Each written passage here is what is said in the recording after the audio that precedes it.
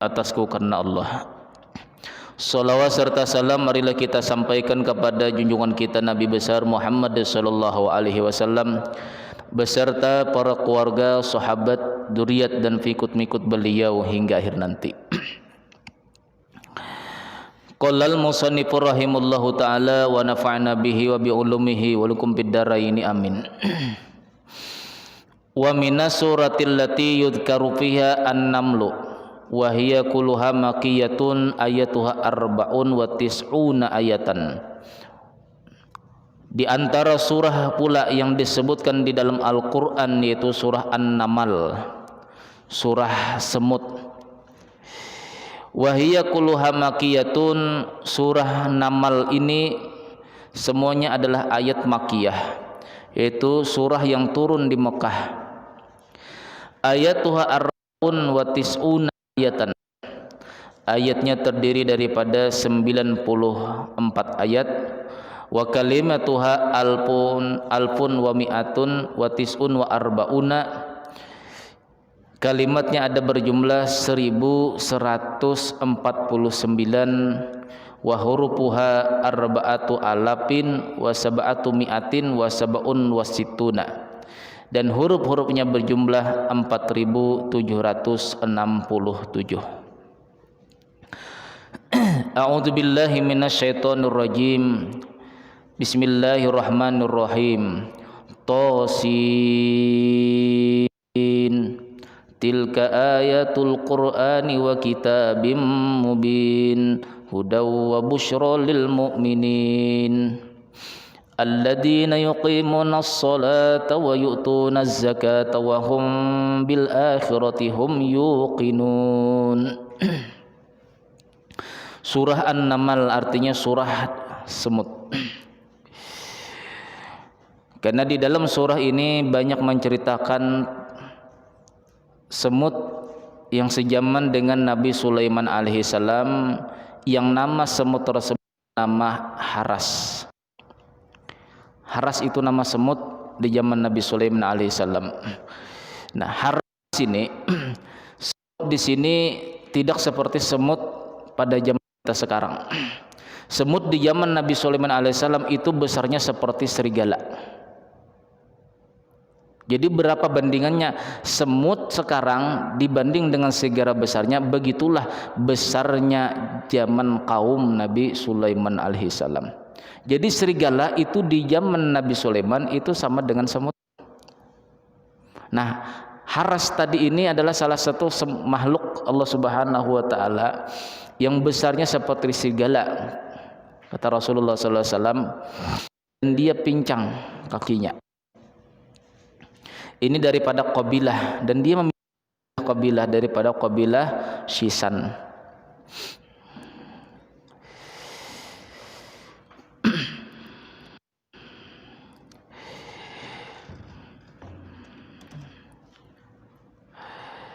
Diceritakan di dalam surah ini yang paling banyak diceritakan perkara Sulaiman dan Nabi Daud alaihi salam.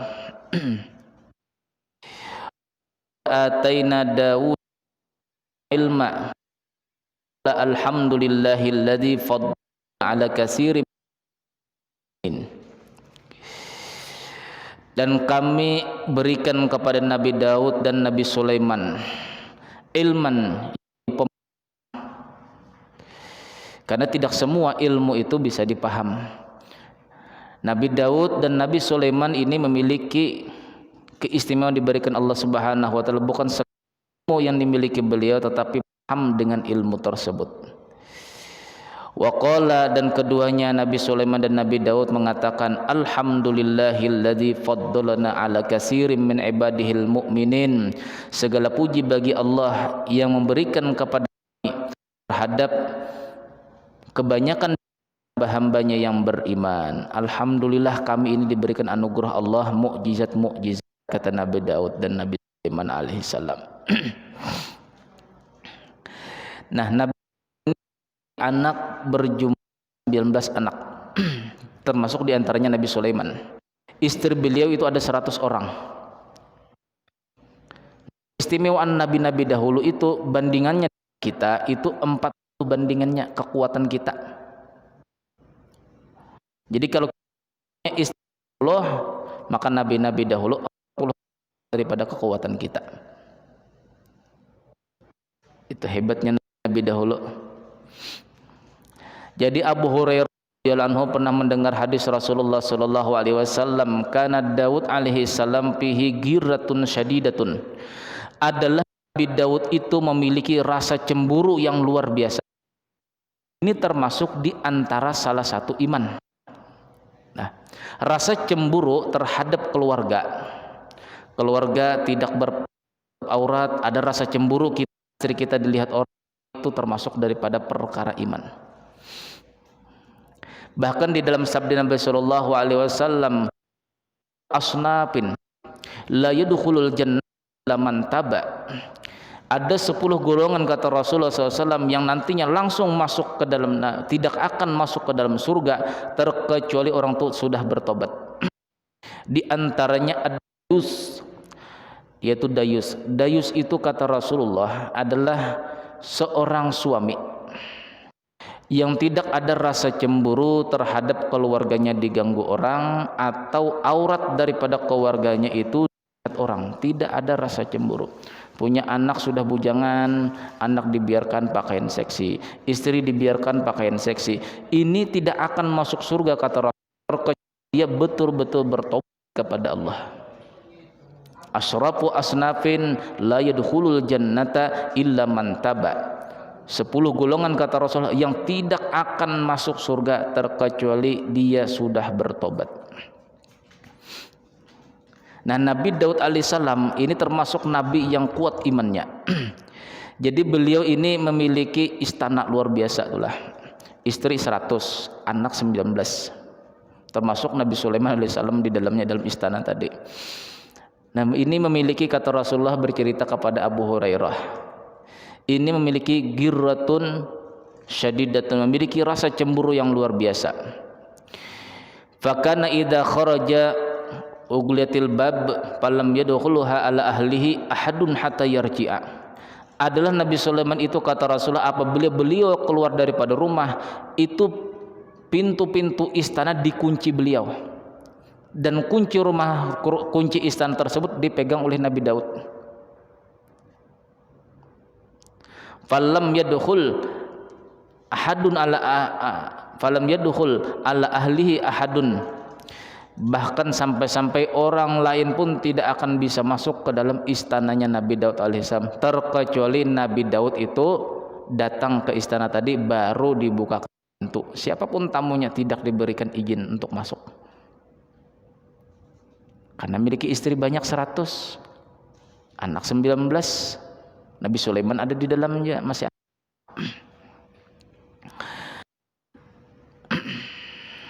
Qala kemudian tilbab.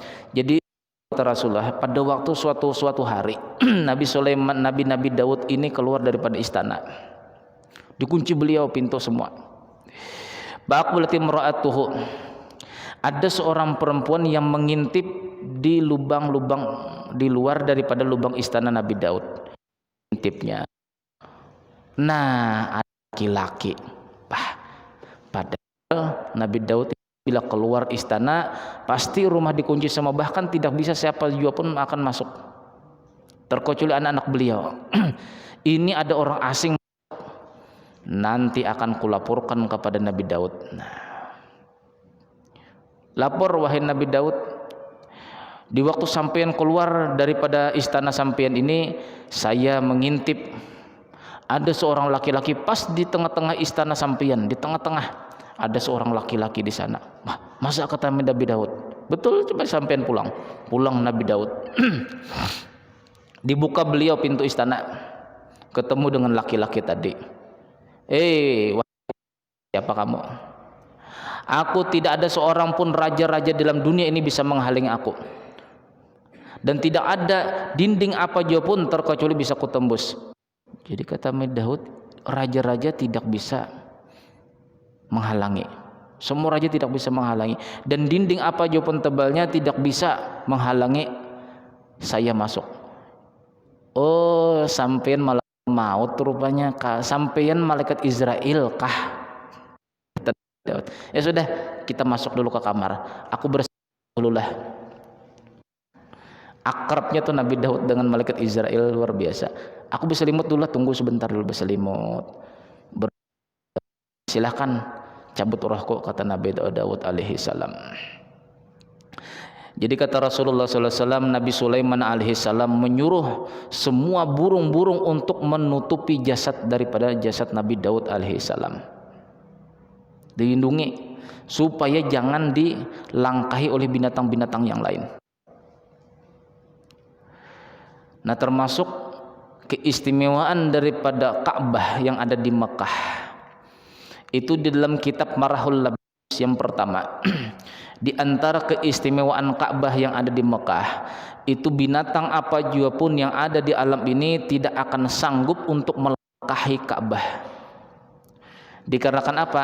Dikarenakan di atas Ka'bah itu ada yang namanya Baitul Ma'mur. Baitul Ma'mur.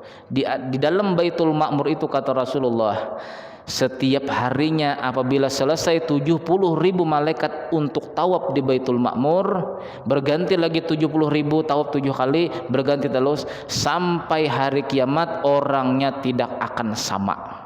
Coba bayangkan. Kalau seluruh dunia 70.000 tawaf, anggap aja misalnya 15 menit selesai lah, 7 kali tawaf. Berganti lagi, kalau dihitung-hitung mungkin 20 tahun baru bisa kembali lagi. Ini tidak bisa kata Rasulullah, karena sangat banyaknya malaikat Allah Subhanahu wa taala di Baitul Ma'mur. Mulai diciptakannya Ka'bah itu sudah tawaf malaikat 70.000, setiap kali bertawaf 7 kali, ganti lagi malaikat 70.000 sampai hari kiamat, dan orangnya tidak sama kata Rasulullah. Berarti malaikat jumlahnya banyak, lebih banyak daripada semua makhluk yang ada di alam sini. Nah, jadi Nabi Daud alaihissalam itulah disuruhkan oleh Nabi Sulaiman alaihissalam, wahai burung, tolong lindungi jasad Nabi Daud, tolong lindungi.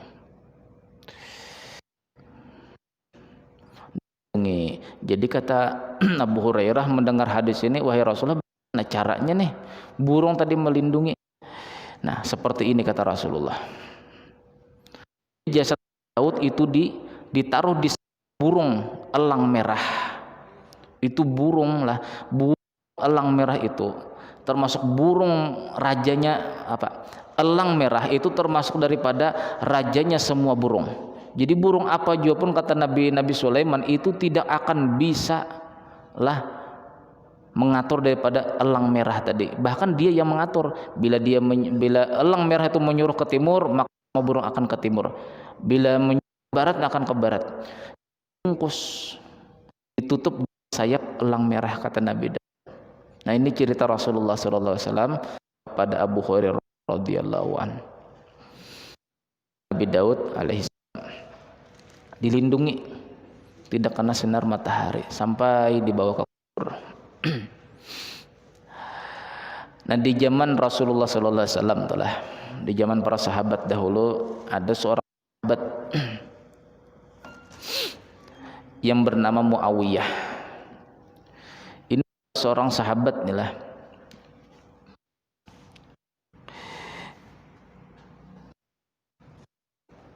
Aku didatangi Jibril alaihissalam kata Rasulullah. Sedang pada waktu itu Rasulullah SAW di peperangan Tabuk. Ada 70.000 malaikat. Maka berkata Jibril alaihissalam, wahai Rasulullah, ashhadu janazah Muawiyah. Wahai Rasulullah, kata malaikat Jibril dengan 70.000 malaikat, sampean wahai Rasulullah melihatkah jasadnya Muawiyah? Nabi SAW meletakkan apa? Kemudian Nabi SAW berjalan dan meletakkan Jibril alaihissalam dengan sayapnya di muka bumi. Kemudian meletakkanlah malaikat Jibril sehingga Rasulullah SAW melihat menuju ke Madinah dan solat atas Muawiyah beserta Jibril dan seluruh malaikat. Kemudian Nabi SAW bertanya, ya Jibril, bima balagha Muawiyah hadhil martabah? Wahai Jibril, Sampai-sampai malaikat ini mensolatkan Muawiyah. Ini mati di peperangan Tabuk, Muawiyah. Sampai 70.000 malaikat kata Rasulullah menyembahyangkan ikut menyolatkan Muawiyah. Bima balago, dengan amalan apa sih si Muawiyah ini mendapatkan derajat yang seperti ini?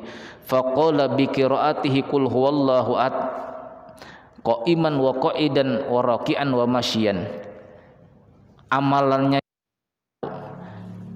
si Muawiyah ini kata Jibril selalu membaca qul huwallahu ahad Allahus samad lam yalid wa lam yulad wa lam yakul lahu kufuwan ahad pada waktu berdiri, pada waktu duduk, pada waktu ruku dan pada waktu berjalan. Malaikat-malaikat akan ikut salatkan. Nah, kita sebagai umat Rasulullah sallallahu alaihi wasallam itu ada di antara fadilah falah. Man qara'a surat al-Ikhlas ma'al basmalati. Barang siapa yang membaca surah Al-Ikhlas beserta bismillah, disambung dengan bismillah. Bismillahirrahmanirrahim. Qul huwallahu ahadunillahus samad lam yalid wa lam yulad wa lam yakul lahu kufuwan ahad. Itu Allah Ta'ala akan mengampuni dosa kita selama 50 tahun. Itu amal orang dahulu, tahlilan orang dahulu itulah. Bismillahirrahmanirrahim. Qul huwallahu ahadunillahus samad lam yalid wa lam yulad wa lam yakul lahu kufuwan ahad. Apakah ada dalil orang-orang dahulu? Itu ada dalilnya. Nah, jadi kalau bisa kita bertahlil, kalau bisa panjang napas disambung Bismillahirrahmanirrahim. Qul huwallahu ahadunillah dunillah. Nah, qul huwal Bismillahirrahmanirrahim. Qul huwallahu ahadunillah ahadunillah dunillah. Tanwin bertemu alif lam itu dalam tajwid menjadi ni, dunillah. Qul huwallahu ahadunillahus samad lam yalid wa lam yulad wa lam yakul lahu kufuwan ahad. Itu fadilahnya dosa kita diampuni Allah Ta'ala 50 tahun. Nah, itu diantara fadilah qul huwallahu ahad yang dibaca oleh si Muawiyah pada waktu mati di peperangan Tabuk. Malaikat Jibril dengan sayapnya memeluk jasad Muawiyah dan seluruh 70.000 malaikat dengan Jibril itu mensolatkan jasadnya Muawiyah. Nah, adapun kita yang sudah tua-tua ini apabila sudah mulai sakit, inilah kata dokter sudah tidak diharapkan lagi sembuh karena komplikasi, bukan komplikasi lagi, negarasasi. Kalau komplikasi masih bisa dihitung, tapi kalau negarasasi semua penyakit ada di badan. Negarasasi. Kalau komplikasi kan artinya penyakit yang besar-besar aja di tubuh, tapi kalau sudah negarasasi, penyakitnya sudah negarasasi, semua suku-suku yang penyakitnya ada tergabung di tubuh kita, itu namanya penyakit negarasasi. Pernah mendengarkah penyakit negarasasi? Nah, bila sudah ada perhatian seperti itu, amalkan qul huwallahu ahad 100 kali setiap harinya. Itu ada jaminan Rasulullah akan mati syahid. Nah, jadi kalau sudah tua, inilah mata sudah kurang jelas melihat, sudah kaki sudah diirit berjalan,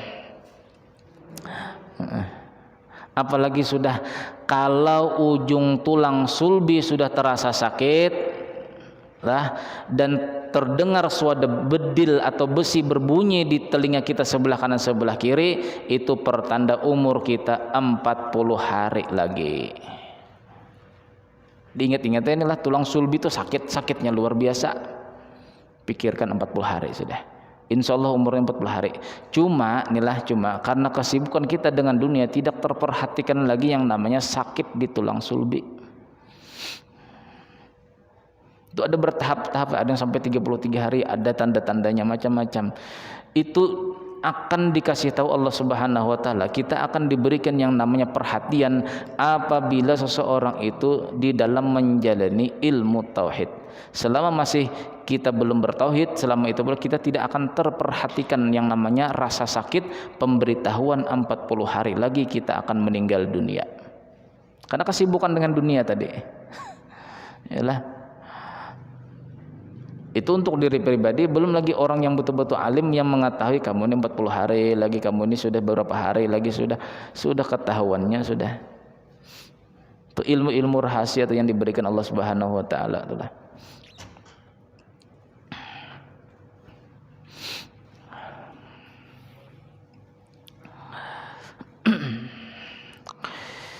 Wa warisa Sulaimanu Dauda.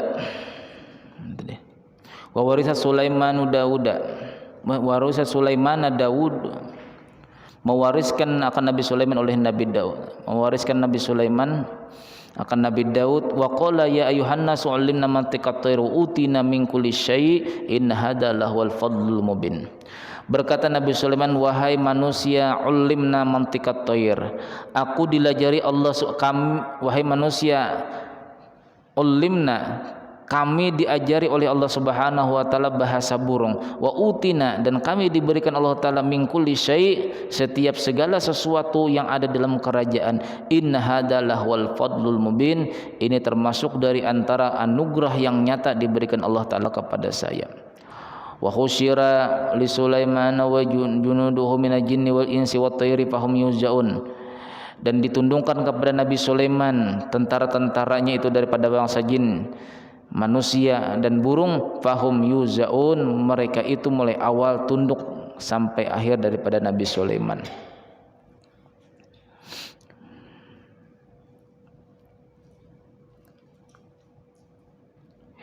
Jadi cerita Abu Siddiq inilah, Abu Siddiq An-Naji, bahwasanya Nabi Sulaiman alaihissalam itu pernah suatu hari keluar dengan bala tentara. Tujuannya cuma satu, ingin minta hujan kepada Allah Subhanahu wa taala. Nah, di tengah jalan melihat ada seekor semut nih lah. Seekor semut itu bertelantang, kakinya ke atas semua, menghadap ke langit. Dan dia berdoa kepada Allah Subhanahu wa taala, wahai Allah, kalau seandainya sampean tidak menurunkan hujan pada hari ini, maka kami akan binasa. Mendengar Nabi Sulaiman salam doanya semut tadi, Nabi Sulaiman memerintahkan kepada pasukannya, hayya narji, ayo kita pulangan aja dah. Ada makhluk Allah taala sudah yang berdoa kepada Allah taala supaya memintakan hujan untuk kita semua. Wa an Abi Hurairah qala Rasulullah sallallahu alaihi wasallam qarasat nabiyyan minal anbiya'i namlatun fa amara bi qira'atin namli fa ahraqat fa'ahallahu ta'ala ilaihi afi an qarasat kan namlatun ahlakta ummatan min umami tusabihu fahalla namlatan wahidatan. Rasulullah sallallahu alaihi wasallam bersabda, qarasat nabiyyan minal anbiya, dahulu kata Rasulullah ada satu orang nabi daripada nabi-nabi dahulu, cuma dirahasiakan Rasulullah namanya. Dahulu pernah digigit semut kata Rasulullah, digigit semut. Pak Ammar bi qira'atin namli, kemudian si nabi tadi itu menyuruh kepada murid-muridnya untuk membakar semua daripada semut-semut yang ada. Pak Allah taala ilahi, kemudian Allah taala berwahyu kepada nabi tadi, afi an qarastaka namlatun ahlakta ummatan minal umami tusabbih fahalla namlatan wahidatan. Jadi kata Allah taala kepada nabi tadi, afi an qarasatka namlatun, kenapa juga kamu wahai nabi membakar semua semut-semut yang ada, yang menggigit satu ekor, kenapa semuanya yang teman-temannya ikut dibakar? Pahala dan namlatan wahidatan, kenapa tidak satu aja kata Allah Subhanahu wa taala. Nah, di dalam kitab syarah daripada Minhajul Abidin yang bernama kitab Sirajut Tolibin kalau tidak salah, juz yang kedua, pendapat daripada Imam Ali karramallahu wajhah. Wa minal kabairi, di antara dosa besar lah, qatlu namnati hamra, yaitu membunuh satu ekor semut merah. Apalagi semut hitam. Itu kata Sayyidina Ali, itu termasuk dosa besar, membunuh satu ekor semut merah, apalagi satu ekor semut hitam. Nah, jadi kita, posisi kita ini sebagai umat Rasulullah SAW yang banyak semut inilah di zaman ini, apalagi musim hujan, itu kalau tidak bisa menyingkirkan lah, jangan sampai membunuh. Jadi kita kan ada sekarang ini kan ada namanya apa, kapur ajaib kapur ajaib. Nah, itu paling minimal pakai itu baik kita niat kita membatasi lah, ini batas untuk diriku dan batas di antara aku dengan diri kamu. Bila semut tadi lewat di sana mati, itu bukan salah kita. Yang penting kita niatkan ini batas milikku di sini, jangan diganggu gugat. Jadi kalau semut melewat ke sana mati, itu bukan salah kita. Kita sudah memberi peringatan ini batas diriku. Tapi kalau kita langsung membakar, itu jelas yang mengganggu kita cuma 1, 2 ekor, 3 ekor, kita bunuh semuanya, itu termasuk minal kabairi, kata Sayyidina Ali, termasuk di antara dosa-dosa yang besar. Jadi itu termasuk dosa yang tidak terasa kita kerjakan.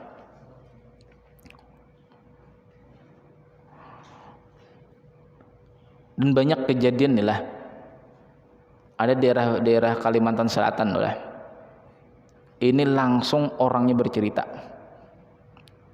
saya dulu Pak Ustadz katanya, rumah saya ini banyak semut merah, saya digigitnya, lalu saya kumpulkan semut tadi di tempat sampah, saya bakar semuanya. Tak berselang lama terjadilah yang namanya kebakaran, semua tubuhnya ini hangus semua. Untung orangnya masih hidup, dibalas Allah Subhanahu wa taala langsung di dalam dunia. Itu lebih mendingan ketimbang kita di akhir dibalas Allah taala dengan api yang mematikan seperti mati semut. Orangnya langsung bercerita, jadi dia bertobat sudah, tidak lagi membakar semut. Satu semut yang menggigit, kok pasukan-pasukan atau teman-teman yang lain ikut juga kita bunuh, kan aneh kita ini. Nah, itu pendapat daripada Sayyidina Ali lah di dalam kitab Syarah Minhajul Abidin juz yang kedua yang dikarang oleh Imam Ghazali rahimahullahu taala. Jadi ditegur Allah taala, inilah Nabi dahulu pun pernah ditegur. Yang menggigit satu, kata Allah taala, kenapa kamu bakar sekelompokan? Bertobat langsung Nabi tadi, kata Rasulullah sallallahu alaihi wasallam.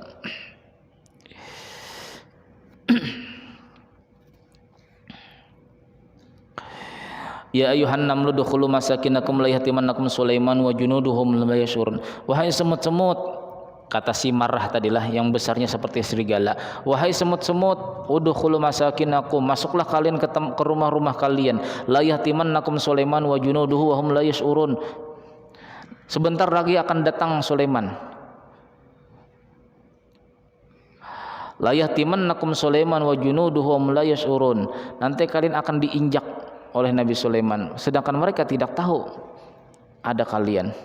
Coba semut dahulu di zaman Nabi Sulaiman besarnya seperti serigala, bagaimana manusia di zaman Nabi Sulaiman?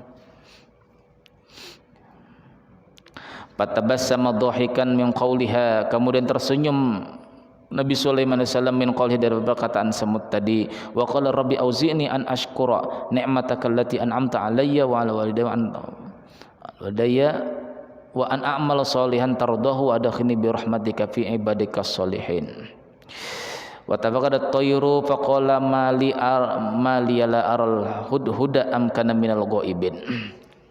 Jadi suatu ketika mengadakan rapat Nabi Sulaiman. Ini di zaman itu Nabi Sulaiman ini kekurangan air.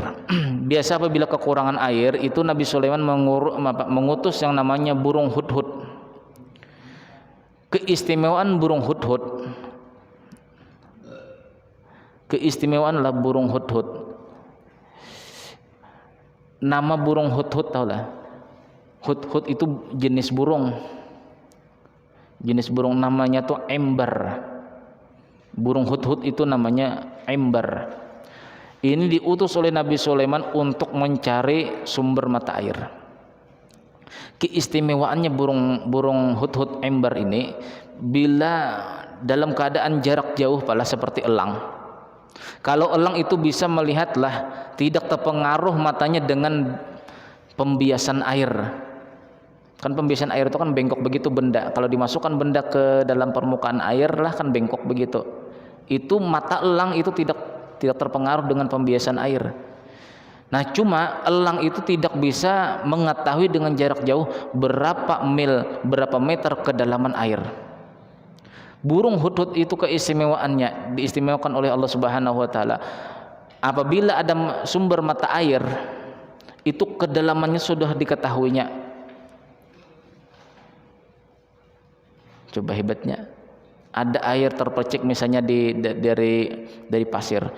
Itu matanya burung hudhud ember ini bisa langsung mendeteksi berapa kedalaman air tadi sampai ke bawah. Hebatnya burung hudhud.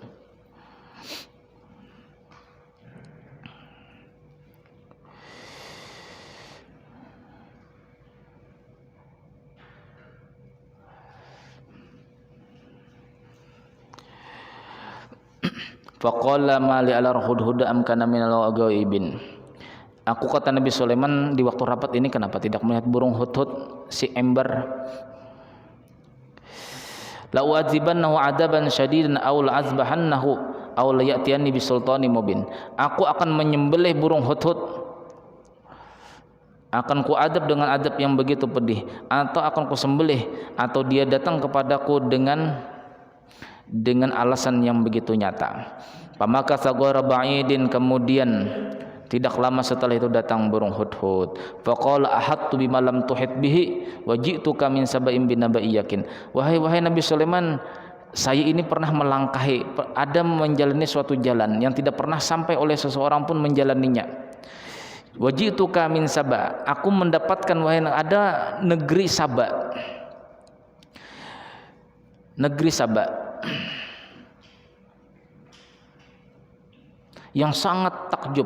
Ini wajadtu mar'atan tamlikuhum, dan saya menemukan di sana seorang perempuan yang menjadi raja, tetapinya menyembah kepada matahari. Nah, menurut sebahagian para sahabat inilah Ratu Balqis itu sebagian sahabat dan banyak sahabat yang berpendapat itu golongan daripada bangsa jin, bukan daripada golongan manusia. Jadi yang dinikahi Nabi Sulaiman alaihissalam itu adalah bangsa jin. Sebahagian banyak sahabat berpendapat itu golongan jin. Sebahagian banyak. Tapi sebahagian yang lain mengatakan itu daripada golongan manusia.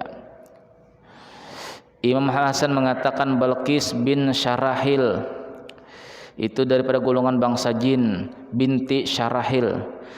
Qatadah ini sahabat Rasulullah SAW, itulah jinnun nisa'i, termasuk jin daripada perempuan, sehingga tumitnya pun seperti kaki kuda. Kan ada film-film apa itulah, film-film Eropa kayak itu yang manusia kan tubuhnya sini bentuk manusia tapi di belakangnya ini kuda, kanlah kakinya kuda. Nah seperti itu kata Qatadah, tumitnya itu seperti teracak seperti kuda, kakinya saja tetapi bentuk manusia, tidak berbentuk di belakangnya ini seperti kuda. Itu alasan Qatadah mengatakan bahwasanya ini daripada golongan bangsa jin, Ratu Balqis tadi. Nah, sebelum Nabi Sulaiman alaihissalam menikah dengan Siti Balqis, ini Nabi Sulaiman pernah menikah kepada Miriam. Istri pertama Nabi Sulaiman itu bernama Miriam. Cuma tidak lama menikah dengan Miriam. Miriam ini istri Nabi Sulaiman ini itu meninggalnya atau wafatnya karena sihir. Dikarenakan apa? Karena di zaman Nabi Sulaiman itu dahulunya mandi itu tidak ada kamar mandinya, Pak. Sekadar ditutup dengan dinding begini. Nah, setelah kejadian itu ini ada di dalam kitab Bujairimi juz yang kedua syarah daripada kitab Iqna, itu diceritakan bahwasanya di waktu Miriam lah itu mandi, sihir itu masuk mulai atas karena kamar mandinya belum beratap. Nah setelah kejadian itu Nabi Sulaiman alaihissalam itu punya inisiatif, nah bahasa sekarang lah, punya inisiatif untuk membuat kamar mandi. Nah itulah awal-awal kamar mandi tercipta. Jadi sebelum Nabi Sulaiman, Nabi Daud, di atas daripada Nabi Daud sampai Nabi Adam tidak ada istilah yang namanya kamar mandi atau hammam. Itu terjadinya kamar mandi, terciptanya kamar mandi itu di zaman Nabi Sulaiman alaihissalam, di saat Miriam istri beliau yang pertama itu wafat, terkena sihir daripada golongan jin yang kafir kepada Nabi Sulaiman. Siapa yang mengajari? Yaitu daripada setan yang mengajarinya, kena sihir. Lalu dibikin kamar mandi, ditutup atas, tutup dinding sebelah asal mulanya. Nah sebelum menikahi Balqis tadi, istimewanya Balqis itu memiliki 12 apa aja kita perdana menteri. Satu perdana menteri itu memiliki 100.000 tentara. Jadi 100.000 kali 12 berapa? 100.000 kali 12 1.200.000. Nah situlah jumlah daripada pasukan Balqis. Nah singkat cerita, setelah tunduk dikirimi surat oleh Nabi Sulaiman kanlah, innahu min Sulaimana wa innahu bismillahirrahmanirrahim alla ta'alu alayya wa'tuni muslimin. Innahu min Sulaimana wa innahu bismillahirrahmanirrahim. Itu menurut guru saya dulu lah, guru saya. Kalau kita Pak, apa istilahnya itulah, mau mengantarkan surat lamaran, surat lamaran, proposal. Kalau ingin cepat dibalas orang, kata beliau lah seperti jawabannya Ratu Balqis. Hari itu kita antar, hari itu dijawab langsung oleh orangnya. Wapak kata beliau, tulisan innahu min Sulaimana wa innahu bismillahirrahmanirrahim alla ta'alu alayya wa'tuni muslimin. Tapi mewapaknya tuh dengan pakai jarum. Nah tulis di kertas lah, permohonan sumbangan. Nah tulis di wafaknya sini. Kalau pakai pulpen kali tahun orang. Ya di antara syarat mewafak itulah jangan ada besi. Yang tintanya itu jangan ada besi. Tapi kalau jarum tidak apa-apa, karena tidak pakai tinta. Jadi pakai jarum digores begitu. Innahu min Sulaimana wa innahu bismillahirrahmanirrahim alla ta'alu alayya wa'tuni muslimin. Itu ini tulis. Coba-cobain nantilah. Surat lamaran kerja ini supaya diterima. Yang penting jangan sudah punya istri mau surat lamaran mau menikahi janda, ditulis di situ nah, wahai jandaku sayangku, terimalah diriku, kamu sebagai istriku yang kedua. Tulis coba aja. Insya Allah tidak makbul. Ada.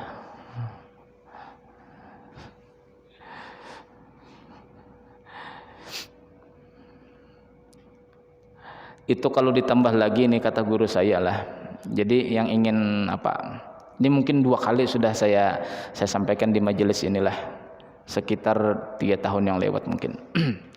Itu kata guru saya, ini kuijazahkan kepada kamu, kalau ingin orang yang kesurupan itu cepat siuman, hilang jinnya, kata beliau baca begini, Bismillahirrahmanirrahim, innahu min Sulaimana wa innahu bismillahirrahmanirrahim ala ta'lu alayya wa'tuni muslimin wa likullil jinni wan nasi wasyaitoni naquluhum ajma'in bihaqqi iyyaka na'budu wa iyyaka nasta'in alhamdulillahi rabbil alamin Allahumma shalli ala sayyidina Muhammad wa ala sayyidina Muhammad Allahumma shalli ala sayyidina Muhammad wa ala sayyidina Muhammad Allahumma shalli ala sayyidina Muhammad wa ala sayyidina Muhammad. Itu kata beliau baca 3 kali, tiupkan ke air melalui hidung, minumkan, yang penting terminum walaupun sesendok, paksa aja minum, pencet hidungnya supaya terbuka mulutnya, masukkan air tadi, insya Allah langsung habis itu bangun. Yang penting bila sudah bangun tadi, bacakan apakah yang dibaca supaya jangan masuk lagi jinnya. Nah itu yang pernah kita dapat ijazah dari guru saya dahulu. Yang ingin mengamalkan silakan. Innahu min Sulaimana wa innahu bismillahirrahmanirrahim alla ta'lu alayya wa'tuni muslimin wa likullil jinni wan nasi wasyaitoni naquluhum ajma'in bihaqqi iyyaka na'budu wa iyyaka nasta'in alhamdulillahi rabbil alamin Allahumma shalli ala sayyidina Muhammad wa ala sayyidina Muhammad Allahumma shalli ala sayyidina Muhammad wa ala sayyidina Muhammad Allahumma shalli ala sayyidina Muhammad wa ala sayyidina Muhammad. Jadi satu kali membaca shalawatnya 3 kali, kalau dibaca 3 kali berarti shalawatnya 9 kali. Aku mendapatkan itu, kata guru saya, itu raja semua jin di dunia yang mendatangi aku apabila ada anak buahku yang nakal, kata beliau, bacakan ini saja, ini sumpahku. Itu daripada guru saya dahulu. Aku didatangi raja jin sedunia, cuma saya tidak sebutkan nama raja jinnya tadilah. Beliau meijazahkan sama aku begini, naklah. Nah ini bacaannya. Bila ada orang pasurupan atau apa juga pun, kata beliau, baca ini, tiup di air, minumkan. Insya Allah langsung pingsan, langsung siuman. Jin tadi langsung keluar. Tidak capek-capek kita membacakan surah-surah macam-macam.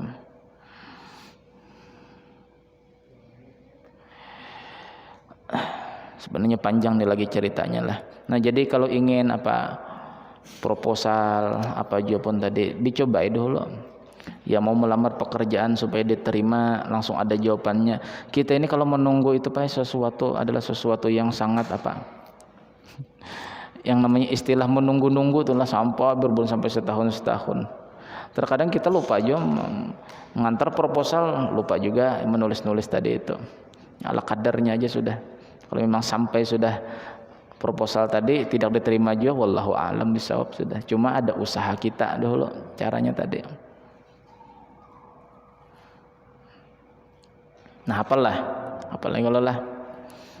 Tapi jangan dipakai untuk orang bujangan nih lah. Aku aja punya pacar baru ya. Nah supaya suratku cepat dibalas. Tulis tadi tuh innahu min Sulaimana wa innahu bismillahirrahmanirrahim alla ta'alu alayya wa'tuni muslimin.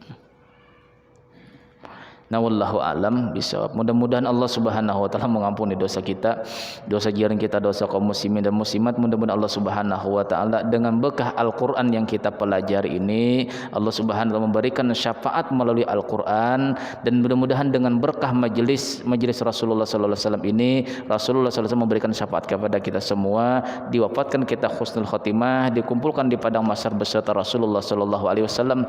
Ala hadhihi niyyah wa ala kulli niyatin shalihah ila hadrati Sayyidina Muhammadin sallallahu alaihi wasallam. Sayyidul Fatihah.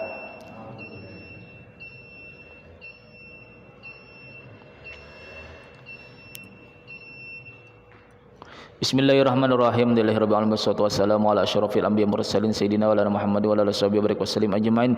Allahumma ighfir lana ma akhtana wa ma ta'ammadna wa ma asrarna wa ma a'lanna wa ma anta alaihi minna antal muqaddim wa antal muakhir la ilaha illa anta rabbana atina fid dunya hasanah wa fil akhirati hasanah wa qina adzaban wa sallallahu sayyidina Muhammad. Alhamdulillahirabbil alamin. Subhanakallahumma wa bihamdika asyhadu an la ilaha illa anta astaghfiruka wa atubu ilaik. Assalamualaikum warahmatullahi wabarakatuh.